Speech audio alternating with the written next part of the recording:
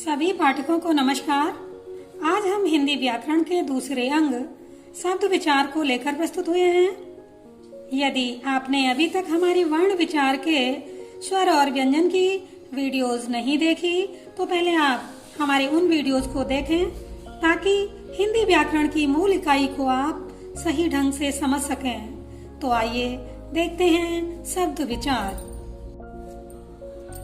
दो या दो से अधिक वर्णों से बने स्वतंत्र समूह को शब्द कहते हैं। दो या दो से अधिक वर्णों से बने स्वतंत्र समूह को शब्द कहते हैं, या दूसरे शब्दों में कह सकते हैं ध्वनियों या वर्णों के सार्थक मेल को शब्द कहते हैं, जैसे लड़का, लड़की, कमल, शेर, गाय आदि।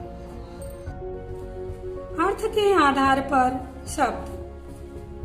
अर्थ के आधार पर शब्द दो प्रकार के होते हैं, सार्थक शब्द और निरर्थक शब्द। अब बात आती है कि सार्थक शब्द क्या है। सार्थक शब्द किसे कहते हैं? तो सार्थक शब्द वे शब्द हैं जिनका कोई न कोई अर्थ निकलता हो, सार्थक शब्द कहलाते हैं। जैसे कमल, औरत, विषय, गुलाब, आदमी आदि। इन शब्दों को बोलते समय इनका कोई न कोई अर्थ मन में उपस्थित हो रहा है, अतः ये सार्थक शब्द हैं।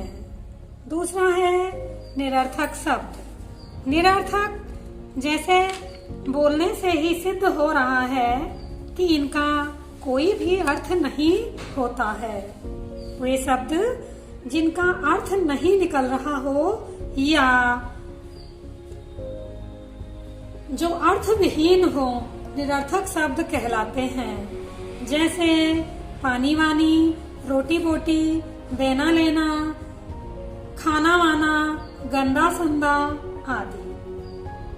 आपने सुना भी होगा, सामान्य बोलचाल की भाषा में बोलते बोलते प्रायः निरर्थक शब्दों का प्रयोग भी होता है। पानी वानी पिया, रोटी वोटी खाई, यहाँ पर जगह गंदा संदा पड़ा है, तो इस तरह के जैसे पानी का तो कोई अर्थ है लेकिन वानी उसके साथ निरर्थक शब्द प्रयुक्त होता है।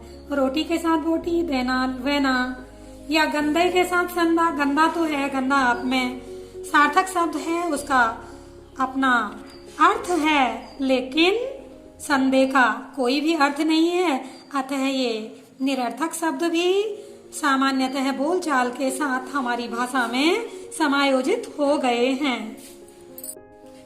अब शब्द विचार का दूसरा अंग रचना के आधार पर शब्द। रचना के आधार पर शब्दों के तीन भेद हैं, रूढ़ शब्द, यौगिक शब्द, योग रूढ़ शब्द। पहले हम बात करते हैं रूढ़ शब्दों की। रूढ़ शब्द हैं क्या?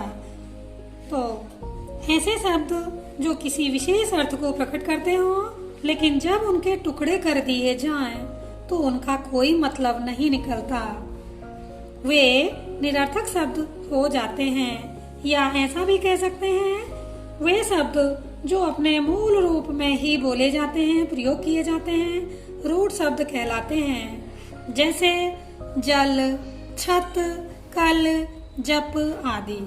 इन शब्दों को यदि टुकड़े किए जाएं, इन शब्दों के खंड किए जाएं, तो ये अर्थ विहीन हो जाएंगे, इनका कोई भी अर्थ नहीं रहेगा। इसलिए इन शब्दों को प्रत्येक अवस्था में अपने मूल स्वरूप में ही प्रयुक्त किया जाता है, इसीलिए ये रूढ़ शब्द कहलाते हैं। यौगिक शब्द। यौगिक शब्द जैसे अपने नाम से ही सिद्ध हो रहा है, ये किसी न किसी के योग से बने हुए हैं, किसी न किसी के जोड़ से बने हुए हैं। पारिभाषिक दृष्टि से देखते हैं, ऐसे शब्द जो किन्हीं दो सार्थक शब्दों के मेल से बने हों, वे शब्द यौगिक कहलाते हैं। जैसे विद्यालय, विद्या धन आलय, विद्यालय विद्या का घर। स्वदेश, स्व धन देश, अपना देश। कुपुत्र, कु धन पुत्र, कुपुत्र, सुपुत्र, सु धन पुत्र। ये दो दो शब्दों के मेल से बने हुए हैं, योग से बने हुए हैं, जोड़ से बने हुए हैं, इसीलिए ये यौगिक शब्द कहलाते हैं। अगला है योग रूढ़ शब्द।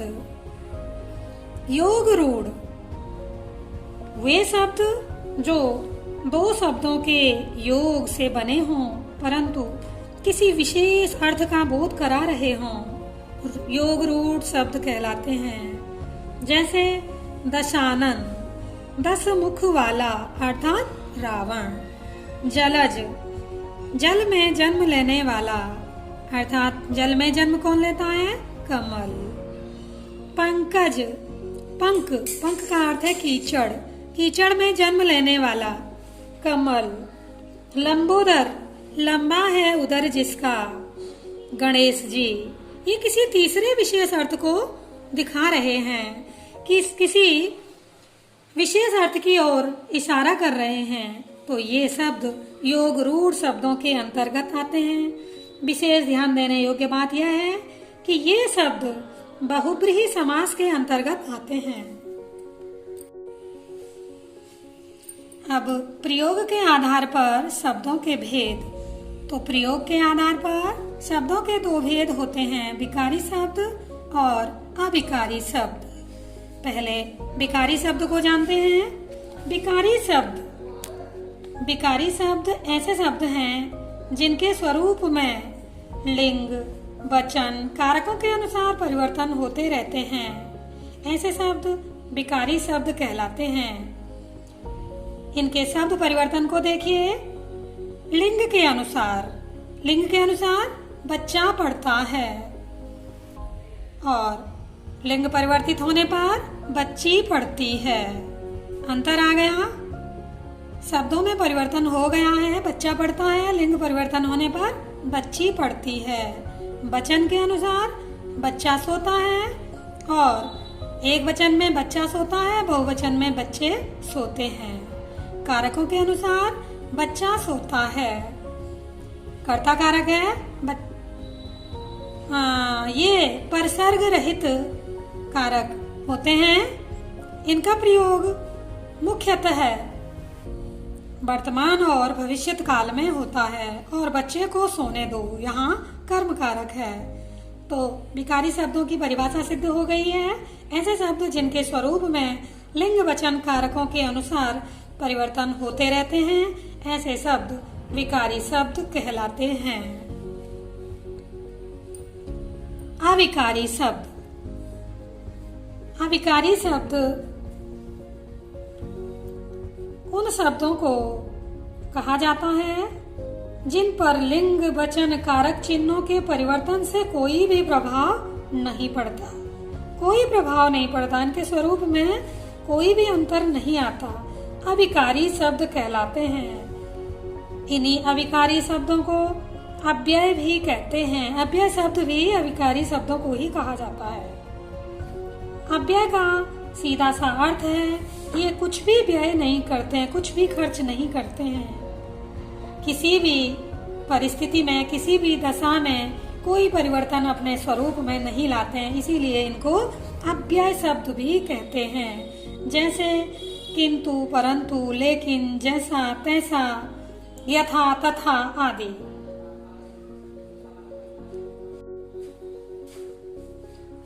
उत्पत्ति के आधार पर शब्दों के भेद। चौथा और अंतिम वर्ग है शब्द विचार का। उत्पत्ति के आधार पर शब्द 4 प्रकार के होते हैं: तत्सम शब्द, तद्भव शब्द, देशज शब्द और विदेशी शब्द। पहला है तत्सम शब्द। तत्सम, तत्सम का अर्थ है तत् प्लस सम, उसी के समान। किसके समान? वे शब्द जो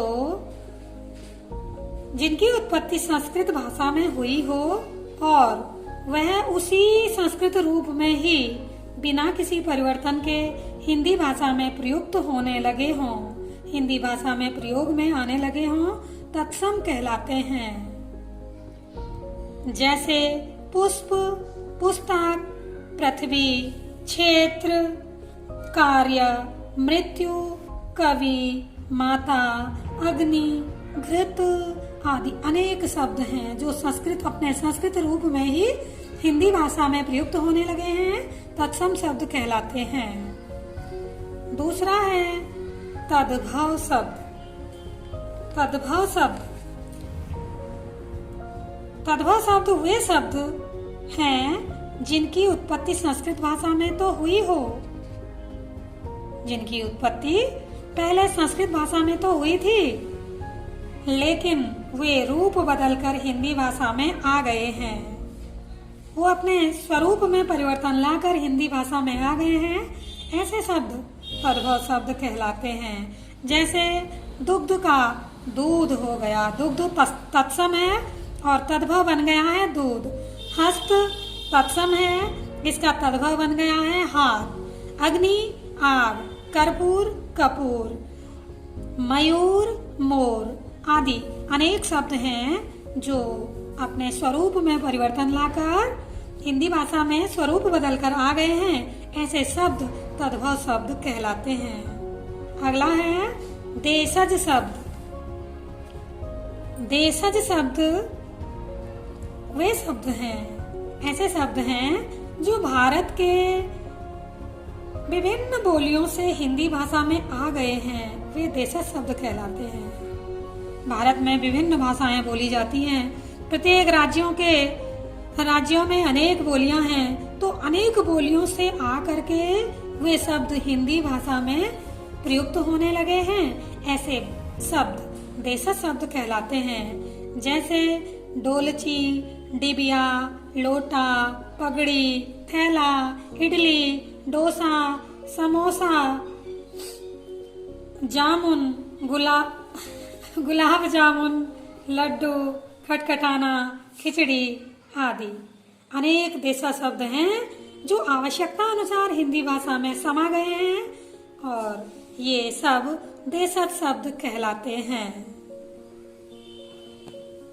अगला है विदेशी शब्द। जैसे कि अपने नाम से ही सिद्ध हो रहा है, ऐसे शब्द जो भारत से बाहर के देशों से